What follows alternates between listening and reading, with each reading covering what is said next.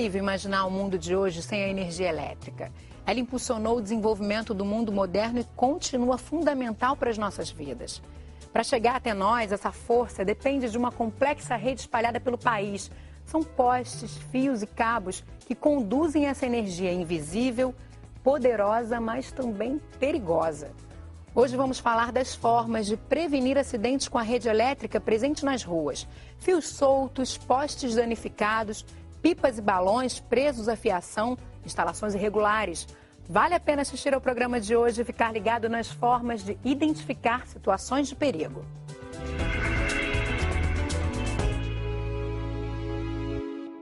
Sou Estelito Rangel Júnior, engenheiro eletricista da Bracopel, Associação Brasileira de Conscientização para os Perigos da Eletricidade, e vim falar sobre os riscos de redes aéreas. Tudo bem, Estelito, como vai? Prazer em te receber aqui hoje. Tudo bem, Marcelo. Vamos começar entendendo como que a gente tem um choque elétrico. O que é necessário para esse choque acontecer? Por que ele acontece? Ele acontece porque o corpo humano possui uma característica de ser condutivo à eletricidade. Então, quando o nosso corpo entra em contato com algum ponto energizado, há uma passagem de corrente através do nosso corpo. É essa passagem de corrente que nós chamamos de choque elétrico. E a gente precisa encostar nessa fonte de energia ou, dependendo da potência dela, só se aproximar também pode causar esse choque? Exato. Dependendo do nível de tensão, pode não ser necessário haver o toque, porque o principal meio, que isola o ponto energizado do nosso corpo seria o ar. E o ar tem uma rigidez de 3.000 volts por milímetro. Então, caso esse nível de tensão esteja acima, ele pode passar através do ar, então não é necessário que nós toquemos. Mas isso acontece com tensões mais elevadas. Mas tem que, então, sempre manter um nívelzinho ali de seguro, né? Sim. De distância. Sim, exatamente. Dependendo do nível de tensão, nós temos distâncias consideradas seguras e para que evitemos o choque elétrico, essas distâncias devem ser respeitadas. A ideia básica é fique longe dos pontos energizados. Mantenha a distância, né? Sim. Mas a gente vê muitas vezes passarinhos, ali em fios que podem estar desencapados. Por que o choque elétrico não acontece nesses casos? Não, porque é necessário, no caso, o passarinho ou algum outro corpo, estar entre dois pontos energizados, porque a corrente vai exatamente circular entre os dois através desse meio que vai fazer a condução. Então, no caso do passarinho, ele fica apoiado em apenas um dos fios. Então, caso seja um pássaro maior, que ao abrir as asas, as pontas das asas encostem um em cada fio, ele levará um choque. Agora, se ele como apenas... se você tivesse que fechar esse circuito, Exatamente. né? A passagem da corrente significa que o circuito foi fechado. Então, como a gente está encostado no chão, naturalmente, isso, e a gente encosta no fio, a gente então, fecha. chão ou fio fecha o circuito. Um pássaro maior abrindo as asas e encostando ou se aproximando dos dois fios que estão no poste também levará um choque. E o caso do poste é importante porque exatamente esses fios que estão mais altos, eles são desencapados. Por uma questão de economia, as concessionárias não isolam este fio que está na parte superior dos postes e isso exige extrema atenção. A segurança seria eficaz se esses fios não fossem luz, fossem fios isolados. Essa eu acho que seria uma principal medida para o aumento da segurança com relação a essas redes aéreas. Olha, eu nem sabia disso. E a gente, que nunca teve um acidente muito sério com rede elétrica, a gente conhece aquele choque que dá no máximo aquele susto.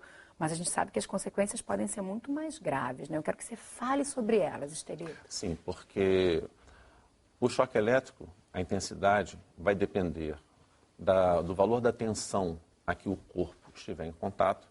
Quanto maior a tensão, maior a corrente que vai passar pelo corpo e o caminho por onde ela vai passar.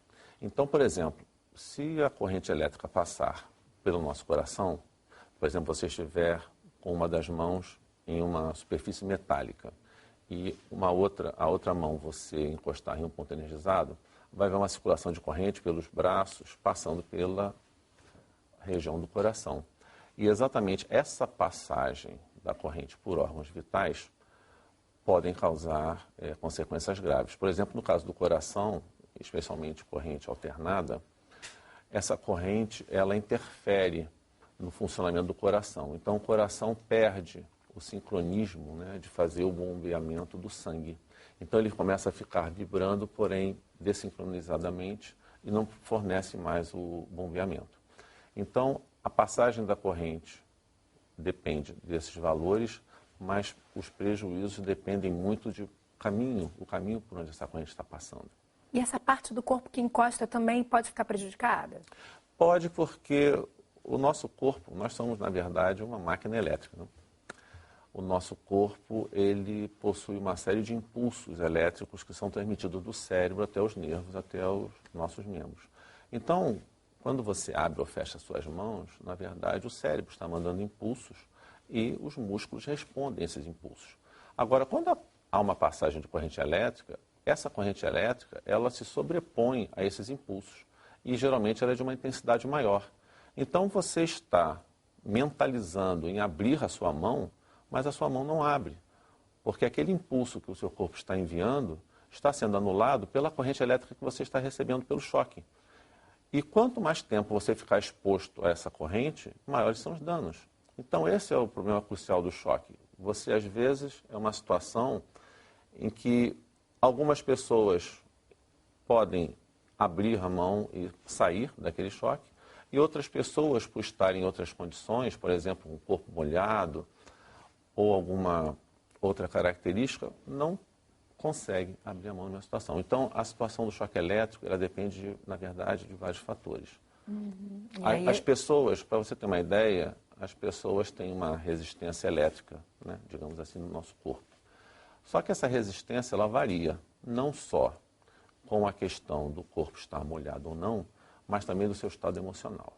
Olha. Então, o estado emocional varia a sua resistência interna. Então, às vezes, você pode, numa determinada situação, você sentir, né, uma pequena corrente devido a algum ponto energizado que você encostou, e em outra situação emocionalmente diferente, você pode não sentir. Então, o nosso corpo, devido a essa variedade de características, nós podemos ter diferentes situações e diferentes consequências do choque elétrico.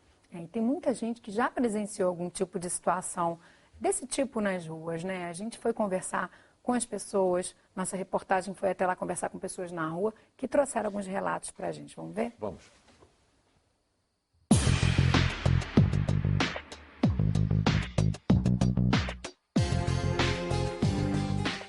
Você já presenciou algum acidente com a rede elétrica? Sim. Conta pra gente, Astor. Um menino lá na comunidade onde eu moro, lá em Nova Iguaçu, ele jogando bola, encostou num poste e morreu lá na hora lá, entendeu? E um outro garoto também foi socorrer ele e ficou lá meio que se debatendo. Explodiu o transformador e ficou em curto e a pessoa passando na hora. Felizmente não foi a óbito, né? Eu cheguei da escola com meu filho e estava soltando fogo, o fio tinha arrebentado, estava encostando no portão. Ou a machucar alguém? Não, mas eu tive que ficar do lado de fora esperando a light chegar para poder desligar, para eu poder entrar em casa. Quais são as situações de risco que as pessoas estão expostas? Principalmente quando chove, né? Porque a gente nunca sabe se as instalações estão bem feitas, se tem uma conexão e está bem isolada ou não. Aí pode, nesses momentos aí, acontecer alguma coisa de grave. Se for mais próximo das áreas carentes, está um pouco complicado, porque tem muito gato, né? E acho que fica mais prejudicial. Você olha os fios tudo exposto lá e as pessoas do nada encostam e acontece um acidente, né? O que você acha que pode prevenir esse tipo de acidente? Tendo mais fiscalização. Mais atenção e manutenção. Eles já trouxeram algumas das situações que a gente vai ver aqui. Eu quero já introduzir esse assunto, então, começar a falar das situações específicas, Estelito, para você explicar para a gente como é que a gente deve fazer para prevenir um acidente, né? A primeira delas, a gente tem ali, ó, vamos ver, uma foto de uma senhora, né? A gente vê que tem um fio ali atrás dela e está chovendo. Pelo guarda-chuva a gente vê que está chovendo. Qual o risco que ela corre ali? Ali ela tem o risco deste cabo estar energizado e, por um descuido ou vento, o próprio guarda-chuva poder encostar no fio. Isso aí vai dar um contato direto e vai promover um choque elétrico. Então, embora a cena esteja, digamos assim, numa situação sem ventos fortes, mas o mesmo cenário pode mudar um pouco, né? Porque com o próprio vento o fio pode balançar. E nisso que ele balança, ele pode encostar em alguém que, quando começou a travessia, estava a uma certa distância, porém o vento trouxe o fio mais para perto. Então existe um risco grave de contato elétrico nessa situação. A recomendação neste caso é exatamente ligar para a concessionária, solicitar um reparo urgente e procurar colocar algumas placas, alguns obstáculos naquela região para que as pessoas não se aproximem. Ali a gente não consegue ver se ele está energizado, mas na dúvida é bom não encostar, né? Na dúvida você não pode chegar perto, Pois porque é. exatamente nós não temos uma sinalização visual se o cabo está energizado ou não. Em outros casos fica visível quando ele entra em curto, né? Que é o Sim. vídeo que a gente tem ali. Exato. Olha só, um grave Esse acidente. Isso. Colocando... É um cabo energizado que, por algum defeito, ele está exposto à parte energizada e com o piso molhado ele provoca esse tipo de efeito, né? Há uma situação ali grave e, nesse caso, também você deve ficar o mais afastado possível. Porque o chão está molhado, né? A gente não pode esquecer Sim. que a água conduz essa eletricidade. Exatamente. E aí, então, fica bem longe. Tem gente que é curiosa, acaba querendo chegar perto. Não faça isso. Né? E como nós vimos também na matéria anterior, a situação do rapaz que faleceu porque estava jogando bola e encostou em um poste. Então, os fios elétricos, eles são isolados com plástico, são materiais plásticos. E esses materiais plásticos expostos ao sol e à chuva, eles, com o tempo, eles se deterioram.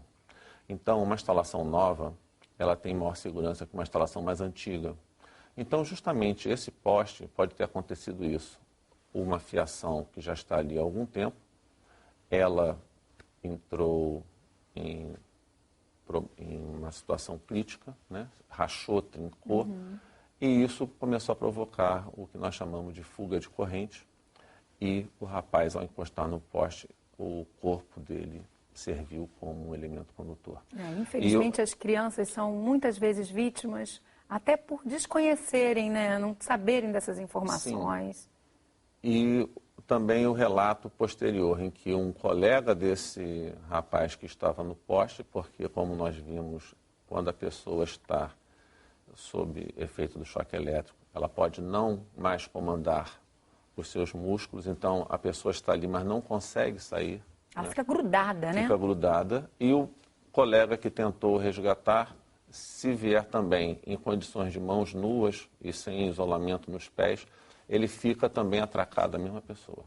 Por isso que no próximo bloco a gente vai falar um pouquinho sobre isso. A gente vai trazer essas informações de como que você deve proceder, né?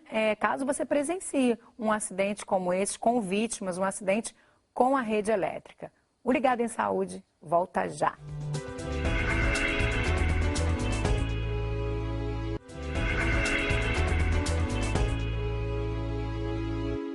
O Ligado em Saúde está de volta. Hoje estamos conversando com o engenheiro eletricista Estelito Rangel Júnior. Ele está falando para a gente sobre a prevenção de acidentes com a rede elétrica. E a gente viu algumas situações, né, Estelito, no bloco anterior, pessoas também relatando acidentes com a rede elétrica. E a gente continua, então, agora vendo algumas situações de risco. A primeira delas, vamos lá ver qual é. Olha, dois graves acidentes com postes. Qual o risco envolvido aí? O risco envolvido é que justamente a fiação desse poste pode estar ainda energizada após esse evento e ela fazendo contato com a carroceria do automóvel, que é metálica, deixa a carroceria energizada com a mesma tensão da fiação. Então, se ali tiver uma fiação de 220 volts, ao cair e ficar sobre o carro, essa carroceria do carro também estará em 220 volts. Como os pneus isolam o carro do piso, o principal ali, quando as pessoas forem sair do carro, elas devem evitar ficar com o pé no piso e outra parte do corpo no carro, porque senão vai circular uma corrente entre o carro, que vai estar em 220 volts, e o chão que elas tocarem. Então, A única recomendação nesse caso é que a pessoa procure, se houver, né, possibilidade, abrir a porta e pular Com os dois de uma pés vez juntos. para fora. Ou então permanecer no carro até aguardar o socorro. Então, são as únicas possibilidades. Outra situação também com relação a andaimes. Muitas vezes você tem andaimes que são utilizados pelos pintores. Esses andaimes são estruturas metálicas e com Conduzem a rodas energia. metálicas também. Esses serviços externos exigem um cuidado, exatamente você conhecer o cenário, né, saber onde estão as linhas energizadas e promover uma delimitação no piso, né, com placas, com impedimentos, para que não haja aproximação de pessoas ou equipamentos dentro daquela região, porque com a rede está no alto, né, e a pessoa empurrando o andaime aqui embaixo, geralmente ela está preocupada com o chão, né, em desviar o andaime de buracos. Não percebe, não olha para percebe cima. que o andaime lá está chegando perto da rede energizada, verdade. e essa rede energizada, no ponto mais alto do poste, são 13.800 volts. Nossa. Vamos ver mais uma situação? Vamos. Pipas em fios de alta tensão. Sim. Meninada soltando pipa, às vezes bate no fio, quer ir lá pegar, Sim. né, resgatar a pipa. Não pode. De Situação jeito perigosa. algum. Sim.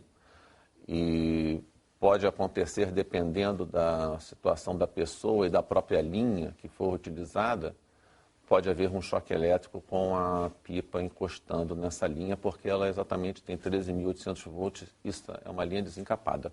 E tem gente que usa até também na linha da pipa cerol, que a gente Sim. sabe que pode cortar esses fios. A própria colocação da cola com o cerol, ela já tem uma característica, né, de resistência à passagem de corrente elétrica que pode ser diferente da linha. Então, a própria linha pode dar uma determinada resistência à passagem de corrente elétrica, porém, quando você envolve a linha com outro produto, esse outro produto pode ter uma resistência menor. Então, dependendo do produto e como ele for passado, às vezes você tem uma situação em que com a linha, digamos assim, você não levaria choque, mas com a linha com cerol você levaria choque. Vamos ver mais uma situação. Ó, na verdade é uma ilustração só da festa junina, né? Mas que a gente sabe que também pode levar a alguns acidentes por conta de colocação de enfeite, é a bandeirinha, né, que está ali perto do poste, é o próprio balão que é proibido, mas ainda tem gente que solta. Sim. Nessa questão da fogueira, é uma situação interessante, porque, novamente, é necessário saber se há alguma rede elétrica passando por cima da região onde for montada a fogueira. Porque o ar, ele é um elemento isolante. Porém, essa resistência varia, né, se estiver num dia mais úmido, ou essa questão da fogueira, porque quando você abre o fogo, esse ar esquenta e começa a ficar mais leve, ele começa a ter uma densidade menor. Então, ele começa a subir. Então, esse ar que está entre a linha elétrica e a fogueira já começa a ficar com uma resistência diferente da resistência do ar que se não estivesse na condição de fogueira. Então, você abre a fogueira, dependendo do tamanho dessa chama aberta e da distância que estiver na linha, você pode, com a fogueira, provocar uma descarga elétrica do fio até a terra. Porque exatamente o meio que servia de isolamento está tendo suas propriedades alteradas.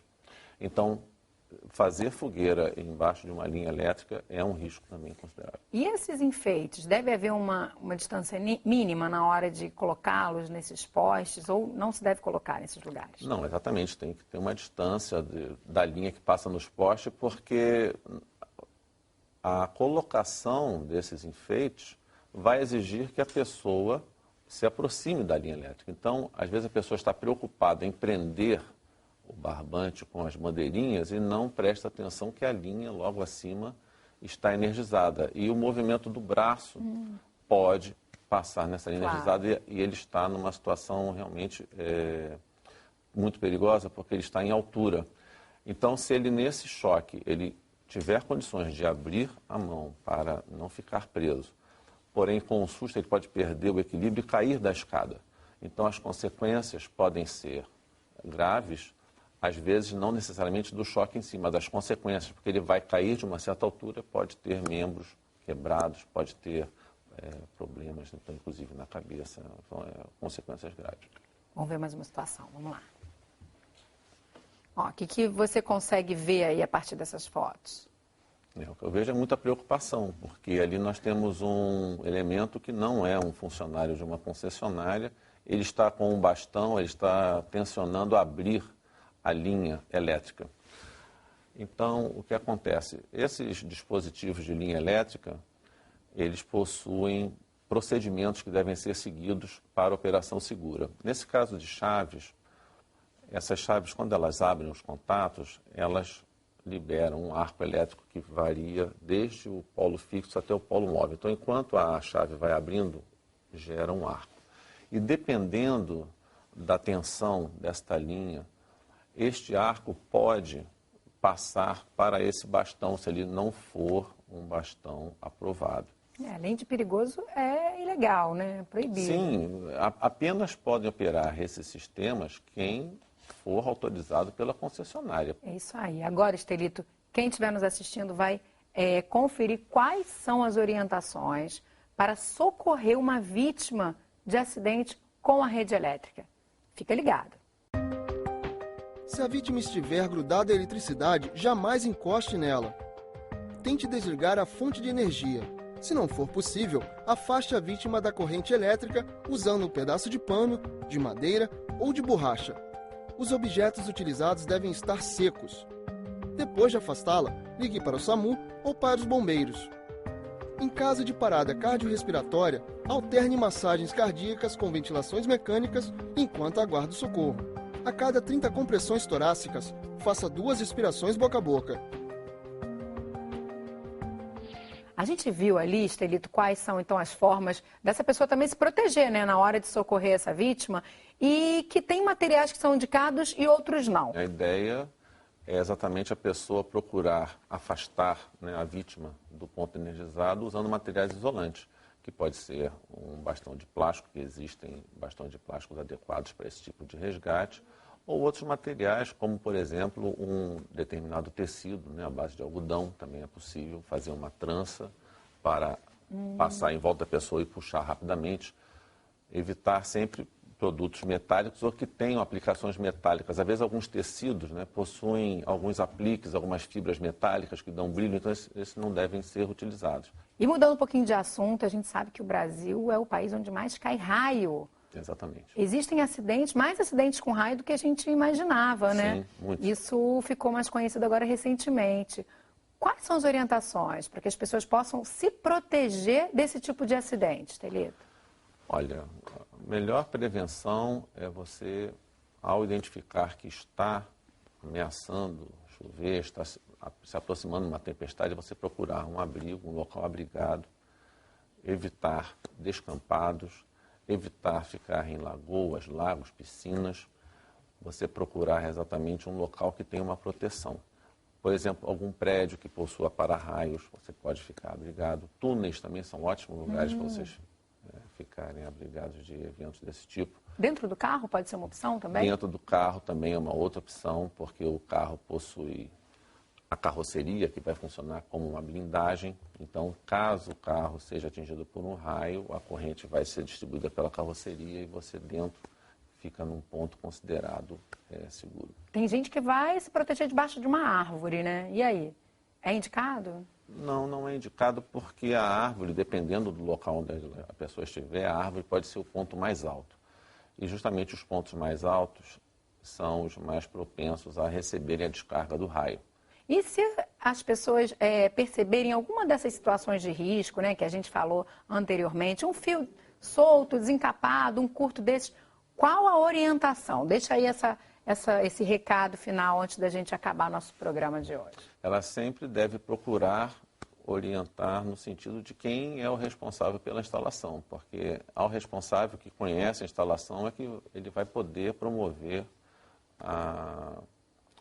o encerramento daquela situação. Se a pessoa tiver conhecimento de onde está o interruptor que faz o desligamento daquele circuito, ela pode de imediato promover isso. Se ela não souber, deve procurar exatamente alertar, seja alguma empresa, ou seja a própria concessionária, se for o caso de um fio na rua. E o segundo passo é procurar limitar a área, colocar alguma placa ou algum obstáculo para que as pessoas não cheguem perto. Porque a proximidade em cabos e fios energizados exatamente leva a vários riscos. Como a gente viu, é bem perigoso, então tem que manter distância e tomar cuidado. Tá certo, Estelito, muito obrigada pela sua presença aqui hoje e até uma próxima oportunidade. Obrigado. Hoje a gente falou sobre a prevenção de acidentes com a rede elétrica. Você gostou? Quer ver outro tema sendo discutido aqui no nosso programa? Então escreve pra gente. Nosso contato já está aí na sua tela e a sua participação é muito importante. A gente se encontra no próximo programa, mas até lá continue ligado em saúde. Entre no nosso site e confira as edições passadas. O endereço está aí. Tchau!